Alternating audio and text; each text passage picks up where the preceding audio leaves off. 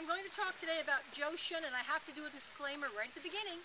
There are some records that indicate he was born in San Francisco and records that indicate he was born in China. For the purpose of the immigration tour, he was born in China. And it's the Chinese community that kind of says he was born in China. Right, Exactly. I exactly. think might be, there are many reasons why you might want to say you were born in San Francisco even if you weren't. Right, and of course records were destroyed because of the earthquake and fire, so people could say they were even if they were not. He was displaced by the '06 earthquake and moved to Vallejo. And there's this story. We love these stories when we're docents and we can tell these stories. The story goes that he borrowed a dime to get a haircut, and as he was walking on his way to the barber shop, he decided instead to take that dime and buy a Keno ticket, which I guess was the equivalent of a lottery ticket. And he apparently won a large sum of money, enough that he could establish a small store. He called it the Vallejo Toggery Shop. And for you young people, toggery means clothing, so it was a clothing store. Then he opened the Oakland Toggery Shop, and ultimately he founded something called the National Dollar Stores. And by 1928, it was a chain of 54 stores that stretched all the way from Salt Lake City to Honolulu.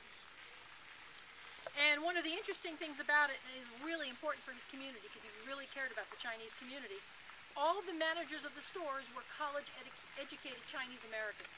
And the reason he thought that was important was these kids would come out of college and they were barred from going into professions. They weren't allowed to be doctors, lawyers. I mean, they could be, but working only in their communities. So he gave a leg up to a lot of young, very well-educated Chinese Americans. He invested in real estate, and during the 1930s, I'm sure he's not proud of this, or happy about it, but he was one of California's largest taxpayers.